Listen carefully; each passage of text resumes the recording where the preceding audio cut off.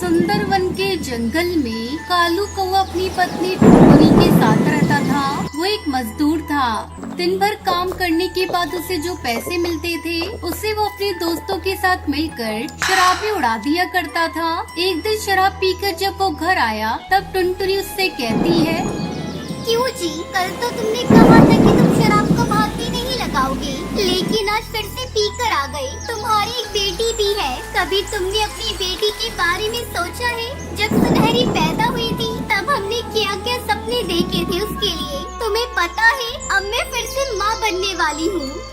तब तक आप लोग कमेंट में बताएं 91x4 कितने होते हैं। कालू कौवा टुनटुनी की बातों को अनसुना कर देता है और सो जाता है। इस तरह कुछ दिन बीत जाते हैं और फिर टुनटुनी एक और बच्ची की माँ बन जाती है। एक दिन टुनटुनी की छोटी बेटी पिंकी भूख से बिलख रही थी। कालू जी, अपनी बिटिया बहुत देर से रो रही है, उसके लिए बाजार से थोड़ा दूध ला दो। कालू कौवा बाजार से दूध लाकर टुनटुनी को देता है और उससे कहता है, टुनटुनी, मैं सोच रहा हूँ क्यों ना हम लोग दिल्ली चले। वहाँ जाकर मैं कोई काम धंधा करूँगा और अपने दोस्तों से भी दूर रहूँगा, तो मेरी शराब की लत भी छूट जाएगी। बात तो आप सही कह रहे हैं, लेकिन हम लोगों के चले जाने के बाद घर की देखरेख कौन करेगा? उसकी चिंता तू मत कर टुनटुनी, मैं कोई ग्राहक देखकर अपने दिल्ली जाने से पहले इस घर को बेच दूंगा। ठीक है जी, अगर आपका यही विचार है तो मैं इसमें कोई दखल नहीं दूंगी। तुम घर को बेच दो। इस तरह कालू अपना घर बेच देता है और टुनटुनी के साथ अपनी बेटियों को लेकर दिल्ली पहुंचता है। तुम लोगों को भूख लगी होगी, यहीं बैठो, मैं अभी तुम लोगों के लिए भोजन लेकर आता हूँ। इतना कहकर कालू टुनटुनी और बेटियों को वहीं छोड़कर भोजन लेने के लिए चला जाता है। काफी देर तक जब वो वापस नहीं लौटता तब टुनटुनी सोचती है, ऐसा लगता है वो हम लोगों को छोड़कर भाग गए हैं। हे भगवान, अब मैं क्या करूं? अपनी फूल सी बेटियों को लेकर कहां जाऊं? मेरे पास न एक फूटी कौड़ी भी नहीं है। सारा पैसा उन्होंने अपने पास ही रखा था। मैंने तो अपने पति पर भरोसा किया, लेकिन उसने मुझे बहुत बड़ा धोखा दिया है, धोखा। टुनटुनी की दोनों बेटियां भूख से बिलख रही थी। ये सब टुनटुनी से देखा नहीं जा रहा था। वो एक यात्री पक्षी के पास जाती है। माँ जी, क्या मैं आपका सामान उठाकर ट्रेन में रख दूं? टुनटुनी उस यात्री पक्षी का सामान ट्रेन में पहुंचा देती है और उसे 10 रुपए मिलते हैं। पैसे लेकर वो अपनी बेटियों के लिए समोसे खरीद कर लाती है। ये लो मेरी बच्चियों, इन समोसों को खा लो और यहाँ पर बैठना। मैं आज से स्टेशन पर कुली का काम करूँगी और तुम दोनों को पालूंगी। मम्मा, ये समोसा तो बहुत ही स्वादिष्ट है। आप कल फिर से इसे लेकर आना। नहीं पिंकी बेटा, रोज रोज समोसे खाना अच्छी बात नहीं। मैं कल से तुम लोगों के लिए भोजन बना दूंगी। चलो तुम दोनों यहाँ आराम करो, मैं काम पर जा रही हूँ। बेटा सुनहरी, तुम बड़ी हो, तुम पिंकी का ध्यान रखना और यहाँ किसी बच्ची से ज्यादा बातचीत मत करना, क्योंकि हम लोग यहाँ किसी को नहीं जानते। ये शहर भी नया है और ये जगह भी। और अगर तुम्हारे पापा आ जाए तो उन्हें बिठाकर यहाँ रखना और उनके साथ इधर उधर मत जाना। टुनटुनी अपनी बेटियों को समझाकर रेलवे स्टेशन से चली जाती है। 2-4 दिन बाद वो एक पेड़ पर अपना घोंसला भी बना लेती है और उसी में अपनी बेटियों के साथ रहने लगती है। कुछ दिन बाद टुनटुनी को ढूंढते हुए कौवा पुलिस आती है और उसे बताती है, कालू तुम्हारा कौन था? जी, वो मेरे पति थे। हम गांव से अपना घर बेचकर शहर में काम की तलाश में आए थे। अच्छा, हमें यह बताते हुए बड़ा दुख है कि उनकी मौत दिल्ली की सड़कों पर दौड़ती हुई डीटीसी बस से हो गई है। उनके पास से कुछ पैसे मिले थे जो हम आपको लौटाने आए हैं।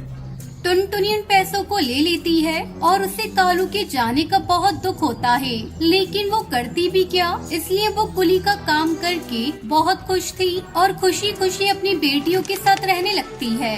एक घने जंगल में टोनी चिड़िया अपनी बेटी टुनटुनी के साथ रहती थी। टोनी का पति बंटी कबूतर रेलवे स्टेशन पे चाय बेचा करता था। चाय बेचकर उसे बहुत कम पैसे मिलते थे, उसी से वो अपने परिवार का पेट पालता था। एक दिन वो चाय बेच रहा था, तभी पास वाले दुकानदार से किसी बात पर उसकी लड़ाई हो जाती है। थोड़ी देर में वहाँ पुलिस आ जाती है और दोनों को पकड़कर जेल में डाल देती है। जब टोनी चिड़िया को इस बात बात का पता चलता है तो वो फूट फूट कर रोने लगती है।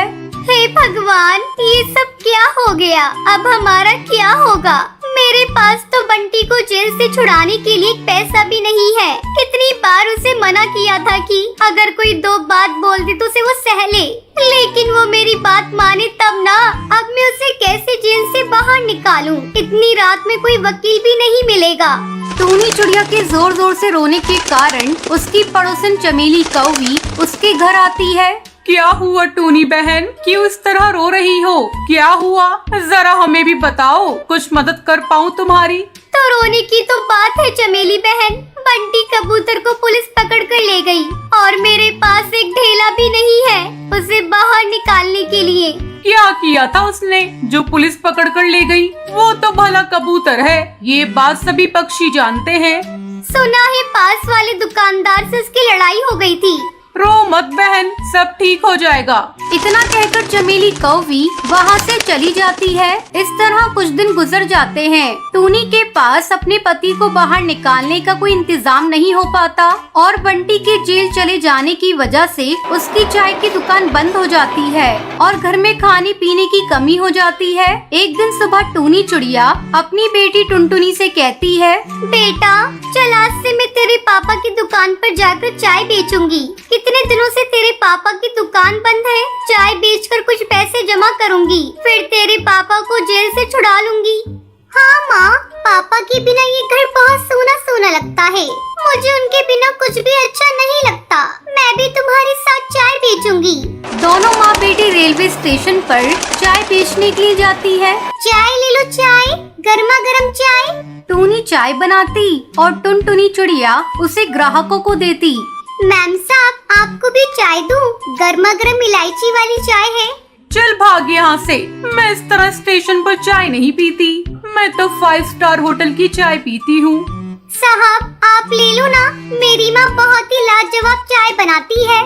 लाओ मुझे 1 कप चाय दो, इतना कह रही हो तो पी कर देखता हूँ। टुनटुनी चिड़िया उसको चाय देती है। बहुत ज्यादा मेहनत करने के बाद भी उनकी चाय ज्यादा नहीं बिकती। माँ, मुझे बहुत जोरों से भूख लग रही है, मुझे कुछ खाने को दो, सुबह से कुछ भी नहीं खाया है। तो यहाँ बैठ ग्राहकों को चाय पिलाना, मैं तब तक तेरे लिए कुछ लेकर आती हूँ। टूनी चिड़िया कुछ दूर जाती है। वो देखती है कि एक दुकान पर काफी पक्षियों की भीड़ लगी है। भैया, इस दुकान पर इतनी भीड़ क्यों लगी है? आपको नहीं पता, यहाँ कुल्हड़ पिज्जा बिकते हैं। पूरे स्टेशन पर बस यही एक कुल्हड़ पिज्जा की दुकान है, इसलिए यहाँ पक्षियों की भीड़ लगी रहती है। हे भगवान, आलू पकोड़ा, प्याज पकोड़ा के बारे में तो सुना था, ये कुल्हड़ पिज्जा कैसा होता है? पकोड़े वाले भैया, अरे पकोड़े वाले भैया, मुझे कुल्हड़ पिज्जा देना। टूनी कुल्हड़ पिज्जा लेकर टुनटुनी के पास आती है। ये ले टुनटुनी, कुल्हड़ पिज्जा खा। टुनटुनी कुल्हड़ पिज्जा खाने लगती है। माँ, ये कुल्हड़ पिज्जा तो बहुत ही स्वादिष्ट है, लो तुम भी खाओ। टूनी चिड़िया कुल्हड़ पिज्जा खाने लगती है। कुल्हड़ पिज्जा खाकर टूनी चिड़िया टुनटुनी को कुछ पैसे देती है। ये ले पैसे, जा इससे कुछ कुल्हड़ और चीज के पैकेट खरीदना और साथ में बेसन भी लेते आना। अगले दिन से टूनी चिड़िया कुल्हड़ पिज्जा बनाकर बेचने लगती है। अब उसकी दुकान पर चाय के साथ साथ कुल्हड़ पिज्जा खाने वालों की भीड़ लगने लगती है। बहन जी, एक कुल्हड़ पिज्जा मुझे भी खिलाना। बहन जी लाइन में लग जाओ, सबको गर्मा गर्म कुल्हड़ पिज्जा मिलेगा। कुछ ही दिनों में वो अपने पति को जेल से छुड़ा कर ले आती है और फिर सभी मिलकर चाय की दुकान चलाने लगते हैं और खुशी खुशी रहने लगते हैं। एक समय की बात है, मनाली गांव में एक भाई और एक बहन रहते थे। भाई का नाम कालू और बहन का नाम टुनटुनी था। कालू कौवा बहुत ही आलसी था, वो कोई काम नहीं करता था। एक दिन टुनटुनी चिड़िया बोली, कालू, तुम कुछ काम क्यों नहीं करते हो? जब देखो खेलते रहते हो। मैं और माँ कब तक तुम्हें ऐसे ही बोलते रहेंगे? तुम भी तो कुछ समझा करो। मेरी मर्जी, मैं जो मर्जी करूं। मैं तुमसे छोटा हूं, जो मेरा दिल करेगा मैं वही करूंगा। जब मेरा समय आएगा तब मैं काम कर लूंगा। तभी कालू की माँ आई। कालू, ऐसे बात कर रहे हो तुम अपनी बहन से? चलो माफी मांगो, वो तो तुम्हें सही ही कह रही थी। कालू कौवे को गुस्सा आ गया और वो घर से बाहर चला गया। टुनटुनी चिड़िया भी कालू कौवे को देखकर उसके पीछे पीछे चली गई। तभी टुनटुनी बोली, अरे कालू भैया, ओ कालू भैया, इतने गुस्से में कहाँ जा रहे हो? मैं जंगल में जा रहा हूँ लकड़ी काटने। जब देखो तुम सब मुझे ताने ही मारते रहते हो। और इसी तरह टुनटुनी कालू कोई का पीछा करते करते जंगल में पहुंच गई। लकड़ी काटते समय कालू का पैर फिसला और वो नदी में जा गिरा। टुनटुनी मुझे बचाओ, मुझे बचाओ, मैं बह रहा हूँ टुनटुनी। कालू उसी नदी में बहता हुआ चला गया और नदी उसे कहीं दूर ले गई। अरे ये मैं कहाँ आ गया? यहाँ किसका महल है? कालू कौवा जैसे ही किनारे से बाहर निकला उसके सामने एक जलपरी आ गई।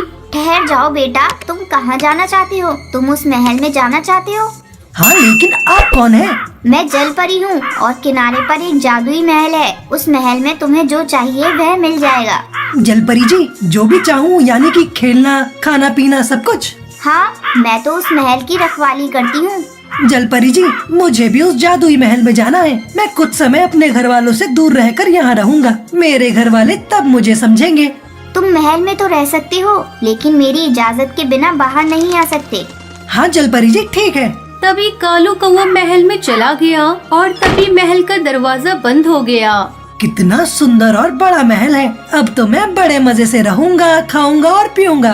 तभी कालू महल से बोला, जादुई महल, चलो मुझे सोना है। एक सुंदर सा पलंग दे दीजिए। तभी एक सुंदर सा पलंग हाजिर हो गया। कालू कौवा खुश होकर वहाँ सो गया। वहीं टुनटुनी चिड़िया अपने भाई को ढूंढने के लिए सबको लेकर आई, लेकिन वहाँ पर कोई नदी नहीं थी। सब ढूंढने लग गए और थोड़ी देर ढूंढने के बाद सब वहाँ से चले गए। कालू कौवा महल में बहुत खुश था। जब वो खाने को मांगता तो खाना आ जाता। अब वो पूरे दिन खेलता कूदता रहता। कालू कौवा कुछ दिन तक तो खुश था, लेकिन फिर उदास रहने लगा। उसे घर की माँ की याद सताने लगी और एक दिन उसने खुद से कहा, मुझे सबकी याद आ रही है। मैं इतने दिनों से यहाँ हूँ, सब बहुत परेशान हो रहे होंगे। मुझे जाना चाहिए। तभी कालू कौवा महल से बाहर निकलने लगा तो जोर का झटका लगा और बहुत दूर जाकर गिरा। कालू कौवा रोते रोते बोला, मुझे जाना है, मैं यहाँ नहीं रह सकता। मुझे जाने दो, मुझे जाने दो। महल बोला, अब तुम यहीं रहोगे। जब जलपरी का आदेश आएगा तभी तुम जा सकोगे।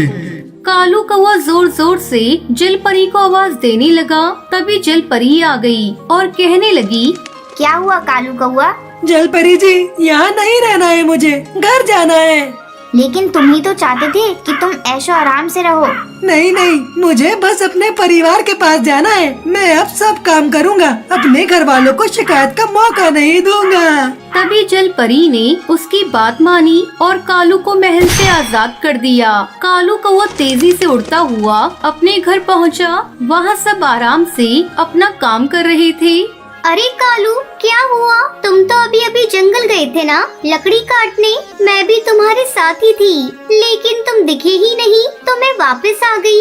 कालू कौवा सोचने लगा, मैं तो काफी दिन से घर से बाहर जादुई महल में था, लेकिन टुनटुनी ऐसा क्यों बोल रही है कि मैं अभी गया था? कालू कौवे को पता नहीं था कि वो जब तक जादुई महल में था समय वही रुका हुआ था। टुनटुनी चिड़िया सब कुछ भूल चुकी थी, इसलिए किसी को पता नहीं चला ये सब जादुई महल का जादू है। ये सिर्फ कालू कौवा ही जानता था। अगली सुबह जल्दी उठकर कालू कौवा बाहर जंगल में लकड़ी काटने चला गया। जब वो लौटा तब माँ और टुनटुनी उसके पास आई और कहने लगी, कालू बेटा, तुम तो बड़े मेहनती हो गए हो, हमें माफ कर दो, हम तुम्हें ऐसे ही डांटते थे।